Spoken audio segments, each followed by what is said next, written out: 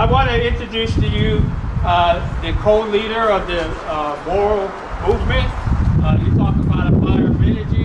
Bernardi's got the hook because she's got a lot to say. So listen to a wise woman, an activist, and a woman who's really committed to justice in our state and nation. Terri Michaels. Thank you for everybody for being out here today, especially under these conditions. Glad the sun is shining now, so we got a lot of speakers. I'm going to keep this really short, but actually today I'm speaking to you as a parent. I put 4 children through the public school systems, and my children grew up to be teachers. So they're now educators, and when they began teaching in their Title I schools, I began realizing something was terribly wrong. I didn't know what it was. I didn't know, so I started asking questions. And the things that I was finding out were quite shocking. So that's when I began my fight for our Title I schools, for our children in poverty. And the thing is that what's going on now, especially here in our state with education, has been going on across the nation. It is an epidemic of corporations and legislators getting together to have control of our school systems. They're taking them away from the parents. They're taking them away from local systems. They're even taking them away from our own state school board and creating more and more commissions here in Alabama to weaken our own state school board. So I was very upset and concerned. I saw all these issues that were going to be coming to Alabama, and I tried for 4 years. I tried and I tried. And things are still coming. We got the Accountability Act, we got the Charter Bill, now we're going to have the RAISE Act, all brought to you by the same people. So my heart is broke, and I have cried on more occasions than you can imagine about what is happening in education. I hear stories from educators and from parents in other states telling what kind of situation they're in, what the atmosphere is like in their schools, how the children's needs are not being met, how administrators are not listening, superintendents can't do anything, people's hands are tied, and all along our children and our teachers are suffering. Yeah. This has been really hard for me because my children are educators. Well, now it's in Alabama, and now these same stories that I have been hearing all across the nation are coming from my own children's mouths as educators here in Alabama. They are being harassed, they are being silenced, they are being urged not to do what is best for our children. And that is really scary to me. When we get politics in our schools, that is what happens. Our teachers become pawns. They're being used to feed us a bunch of lies about what's going on in our schools. We can talk about tenure all day long. We can talk about teachers' pay all day long. But as long as the real conversations are going on behind closed doors between corporations and our legislators, we're not going to get anywhere, because they're talking about tenure, they're talking about teachers' pay as political moves. We are speaking about education. We are speaking about what is best for our children. Yes. So I urge parents to understand this RAISE Act isn't just about teachers' pay and tenure. This is about them changing forever the atmosphere in our classrooms in Alabama. They're going to change the atmosphere to one of fear, intimidation, bullying, and silence. And when you don't have an educator that can speak out on behalf of your children, then we might as well welcome the Koch brothers, Del Marsh, and everybody else in the classroom to do whatever they want to do, because our educators cannot educate under these conditions. Thank you. So please, as parents, call and write and say no to the RAISE Act. I know that we need more accountability. I know there's things in there that parents like, but we need to do it the right way and not the corporate way. Thank you. Thank you so much, Terri. We appreciate that. And listen to her. Listen to those words. We have to be careful. Don't assume anything. We cannot do that. That's what the moral movement is all about. Yes. That's what the SOS is all about.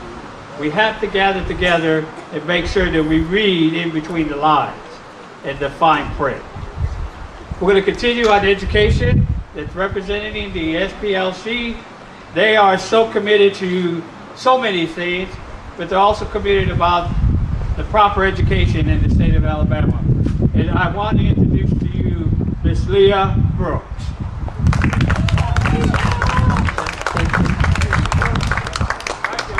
Hey, thank you all for coming. I want to pick up on what Terri was saying. At the end there, Terri, you were talking about don't go the corporate way, go the right way. So I wanted to spend a few minutes to today talking to us about the right way. I think everyone knows that Alabama is one of the lowest funded public education systems in the country. Alabama comes in, I think it is 6. There's only 6 states that spend less than Alabama. I think everybody knows that. I think most people know or could guess that in terms of positive educational outcomes, Alabama comes in number 44. I think we all know that too.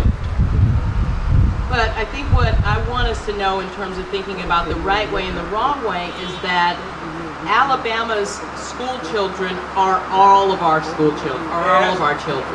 I think that's what we don't understand, because what I've been reading recently and what I know from my own experience, and I'm just going to talk to it myself, anyone in middle class, upper middle class, or wealthy, they don't deal with this underfunded, undersourced education system. Right. You just don't. So the reason why I think that the people of Alabama and our esteemed legislature, they don't care about educational funding in Alabama is because their kids are just fine. Their kids are moved off to a suburban area where their education is taken care of, where the parents see to it that their schools are well sourced and that their teachers are are experienced and are teaching their children in such a way that they'll be able to go on to college. But what's happening to the majority of children in Alabama, that's not the case. And unless and until we own the children of Alabama as our own, it won't change. You can get up here and say Alabama does this, Alabama does that. The legislators don't care.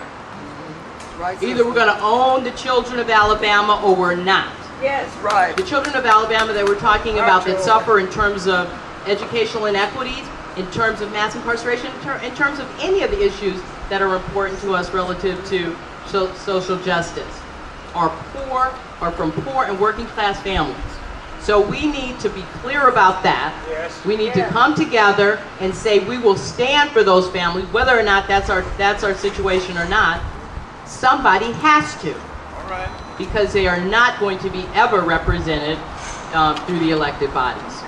So I'm glad that we're out here today.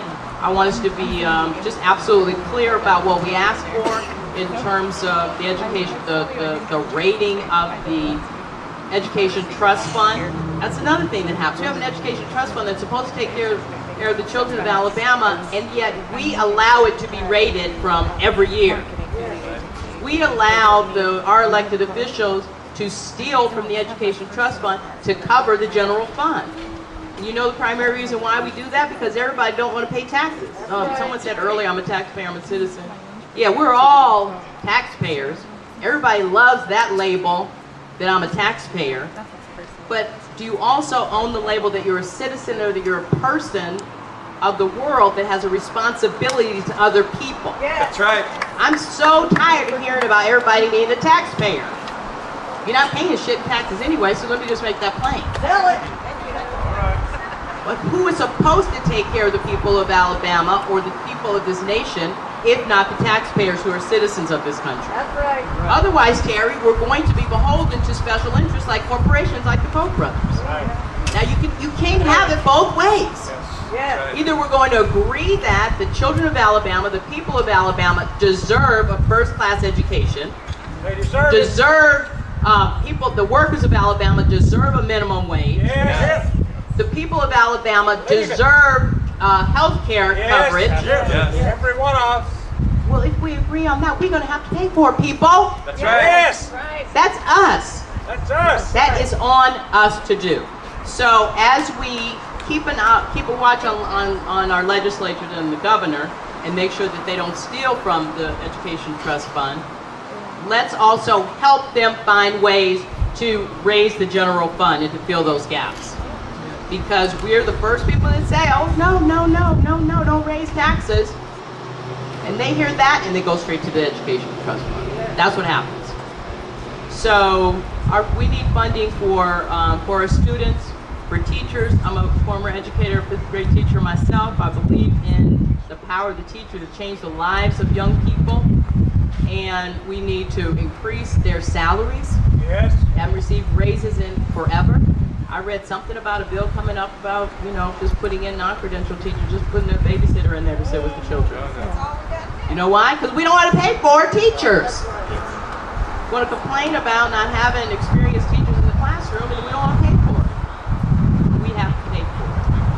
And trust me, it's not going to be that hard. You're going to miss it anyway. And we'll be rewarded by it. So thank you all for coming out today, and appreciate the support of the Moral Monday Movement.